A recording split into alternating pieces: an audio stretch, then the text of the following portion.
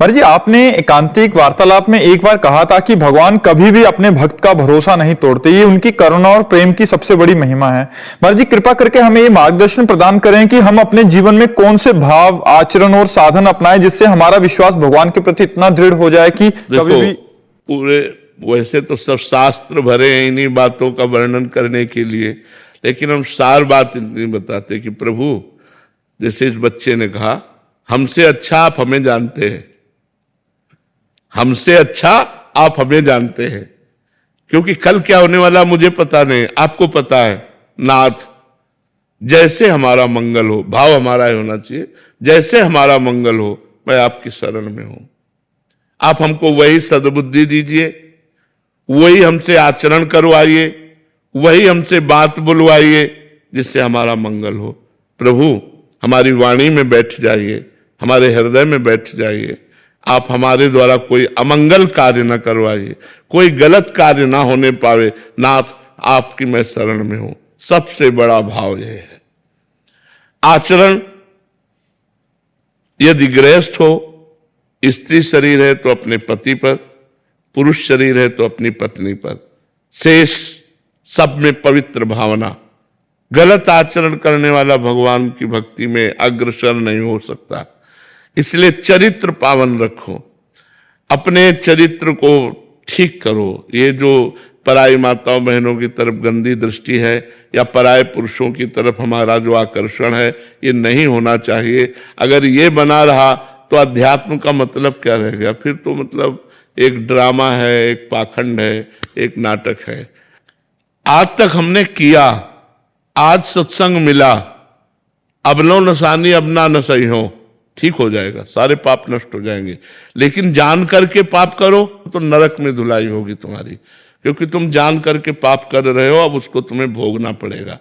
तो इसलिए भाव तो हमारा हो सर्वभाव, सब कुछ भगवान हमारे हैं और वो हमसे ज्यादा जानते हैं।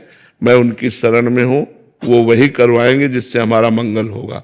और आचरण, चरित्र पवित्र होना चाहिए, भोजन पवित्र होना चाहिए। अगर भोजन अपवित्र है तो बड़ा भजन में प्रभाव पड़ता है कि जैसे रोटी दाल पवित्र भोजन पाके और भंडारे का गुलाब जामुन और अच्छे अच्छे पदार्थ पा करके और बासी कुशी भी पा करके जैसा मिला वैसा, तो भजन में अंतर पड़ता है। जैसे बासी भोजन कई दिन का है और वो मिला तो प्रमाद स्थिति लाएगा, वो भजन नहीं होने देगा।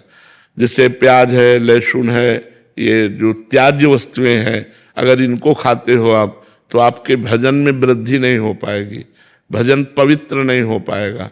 सात्विक भोजन चाहिए, सतोगुणी भोजन चाहिए, और जितना पवित्र भोजन होगा उतने हमारे पवित्र विचार बनेंगे। तो हमारा भोजन पवित्र, हमारा चरित्र पवित्र, हमारा चिंतन पवित्र, और भगवान का नाम जप करें, इसी से सब हो जाएगा।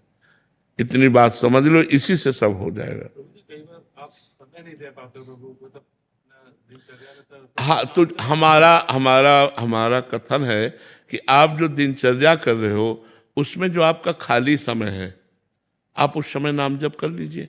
मान लो आपका 5 बार खाली समय मिला, राधा राधा राधा राधा, फिर लैपटॉप में लगे, व्यापार में लगे, अपने कार्य में लगे।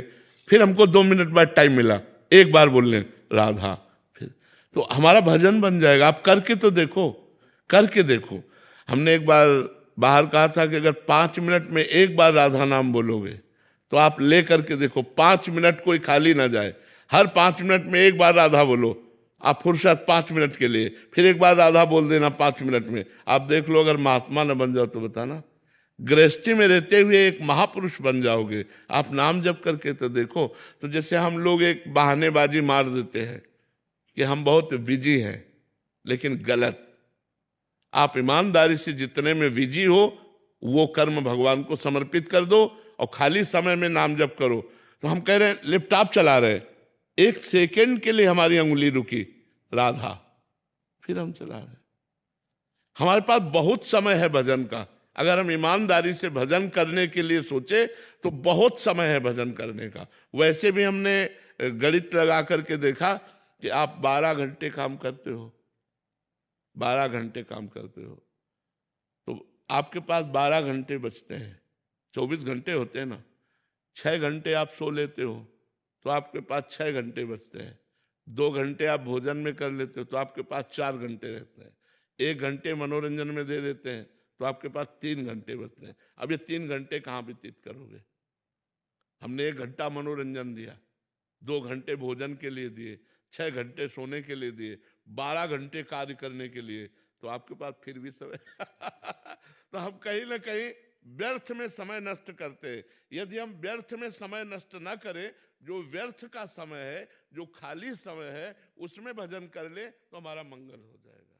जैसे खाली समय में प्रभु नाम जप करते हैं, अगर माला से करते हैं, तो पहले मन के पे अगर हम 28 नाम का नाम जप करें और बाकी पे ऐसे राधा राधा जपें, तो ये सही